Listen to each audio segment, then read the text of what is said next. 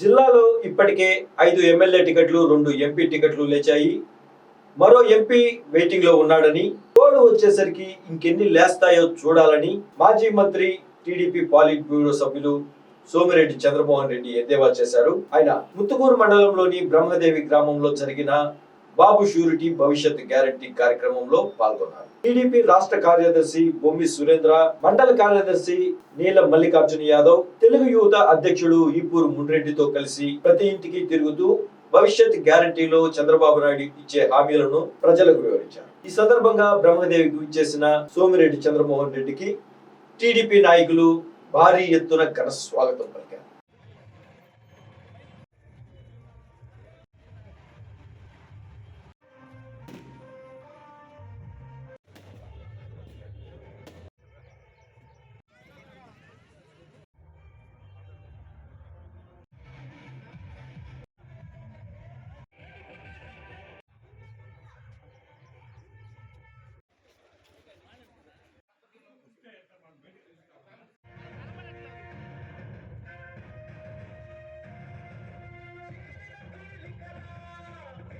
జిల్లాలో ఒక ఐరన్ లెగ్కి మంత్రి పదవి ఇచ్చాడు జగన్మోహన్ రెడ్డి. ఆయన మంత్రిగా ఐరన్ లెగ్ అట్టేసాడు.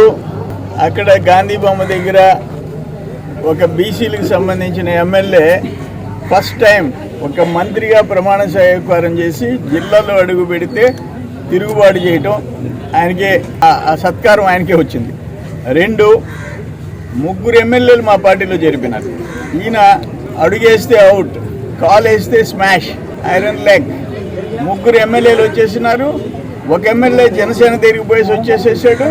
ఇంకొక ఎమ్మెల్యే నేను పోటీ చేయను అంటున్నాడు. 5 అవుట్, 5 మంది ఎమ్మెల్యేలు. నెల్లూరు జిల్లాలో ఉండే 2 ఎమ్మెల్యేలు, మాగుంట లేఅవుట్లో ఉండే ఒక ఎంపీ, మినీ బైపాస్ రోడ్లో ఉండే ఒక ఎంపీ, 2 తెలుగుదేశంలోకి వచ్చేస్తున్నారు. 2 ఎంపీలు లేచారు. 3వ ఎంపీది కొంచెం లేట్గా తెలుస్తుంది. 3 ఎంపీలు ఆయన లాస్ట్ డే కానీ తెలియదు కదా. అందుకని 5 మంది ఎమ్మెల్యేలు, 3 ఎంపీలు. ఎంత గొప్పదనం అంటారు. మంత్రి కెపాసిటీ అంటే, మంత్రి పవర్ ఏంటో, ఐరన్ లెగ్ అంటే ఎట్టుంటుందో చూపించేశాడు. మొత్తం కక్కావికలం అయిపోయింది. ఆయన మంత్రిగా ఆయన ప్రమాణ స్వీకారం చేసి అడుగు పెట్టాడు. జిల్లా అట్నే వైసీపీ స్మాష్ అయిపోయింది. మొత్తం అందరూ తెలుగుదేశంకి వచ్చే పరిస్థితి వచ్చేసేసింది, లేకపోతే జనసేనకు పోయే పరిస్థితి వచ్చింది. లేదా అయ్యా నాకు టిక్కెట్ వద్దు, ఏం వద్దు, మీకు దండం అని చెప్పే పరిస్థితి ఈయన ద్వారా వచ్చింది. ఇంకా ఎన్ని వికెట్లు పడిపోతాయో చూడాలా. ఎలక్షన్ షెడ్యూల్ రాకముందు వచ్చిన తర్వాత అది నీ పరిస్థితి. ఆయన నిద్రలేసి రామాలయం ఓపెనింగ్ అప్పుడు కూడా చంద్రమోహన్ రెడ్డిని తిట్టాలా? దేవుడు గుడికి పోయినప్పుడు కూడా చంద్రమోహన్ రెడ్డి తిడతావా? ఇంకేం పని లేదు. ఎందుకు నీకు అంత భయం? నన్ను చూస్తే మాకు అసలు అర్థం కావటం. నువ్వు చేసే దుర్మార్గాలు రోజుకొకటి సీరియల్ అన్నీ బయట పెడతాం. నిన్ను అంత తేలిక వదిలిపెట్టలేం. నువ్వు పిచ్చి కూతలు మమ్మల్ని గురించి మాట్లాడినా, నీ నకిలీ మద్యంలో జనం చచ్చారు, నీ నకిలీ పత్రాలతో సుప్రీంకోర్టుకి బెయిల్ తెచ్చుకొని కండిషన్ బెయిల్లో నువ్వు బతికావు, నీ దళితుల భూములు ఆక్రమించుకుంది, అక్కడ హిజ్రాల్ని పంపించింది, వరదాపురం మైన్ లేపేసింది, చెరువులు లేపేసింది. ఇవన్నీ ఏమన్నా ఊరికే మాకు నోటి జిల్లుతో చెప్తున్నామా? అక్షర సత్యం. నీ మాదిరిగా అబద్ధపు కూతలు కుయ్యం. నన్ను గురించి మాట్లాడతావు, ఏందేందో మాట్లాడతావు. ఒక్కటి ప్రూవ్ చేయలేకపోయినావు. 1000 కోట్ల ఆస్తులు అన్నావు, ఏమైందో చూపించలేకపోయినావు.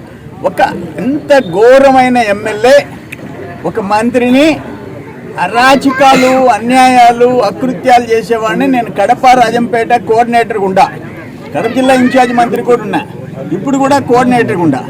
ఇంత దుర్మార్గాలు చేసేవాళ్ళు కడప జిల్లాలో కూడా లేరు. నీ మాదిరిగా తెలుగుదేశం వాళ్ళు అంటే వాళ్ళు పేదవాళ్ళని జైలుకి పంపించాలా? తెలుగుదేశం వాళ్ళు అంటే వాళ్ళు గిరిజనైనా హరిజనైనా వారిని ఎవరినైనా సరే లింటల్ లెవెల్లో, బేస్మెంట్ లెవెల్లో ఉంటే వాళ్ళ వసారు వేసుకుని ఆడనే బతకాల 5 ఏళ్ళు. ఆ ఇళ్ళు పూర్తి కాకూడదు. నీ మనుషులు మాత్రం పెద్ద రేట్లు 5 సంవత్సరాలు, 10 సంవత్సరాలు, 15 సంవత్సరాల క్రితం వాళ్ళ పాతిళ్ళకి 1,80,000 10 రోజుల్లో కొట్టేయాలి. ఇటువంటి మానవత్వం లేని మనిషిని బహుశా రాష్ట్రంలో చూసి ఉండము. వస్తుంది నీ ఐరన్ లెగ్ వల్ల. ఇప్పుడు ఒక టాక్ వచ్చింది, ముఖ్యమంత్రి నిన్ను ఎక్కడికి పంపించాలా ఈ నుంచి లేపేసి అనే ఆలోచనలో పడ్డాడని కూడా ఒక టాక్ వస్తుంది. ఏదేమైనా ప్రజలు ఆ భగవంతుడు ఉన్నాడు. నువ్వు చేసిన దుర్మార్గాలు, పాపాలు, నువ్వు చేసిన పాపాలు గిరిజనులు, హరిజనులు, బీసీలు ఎవరిని వదిలిపెట్టావు? నువ్వు ఎవరిని వదిలిపెట్టలే. అవన్నీ నీకు భగవంతుడు చూపిస్తాడు, అనుభవించక తప్పదు.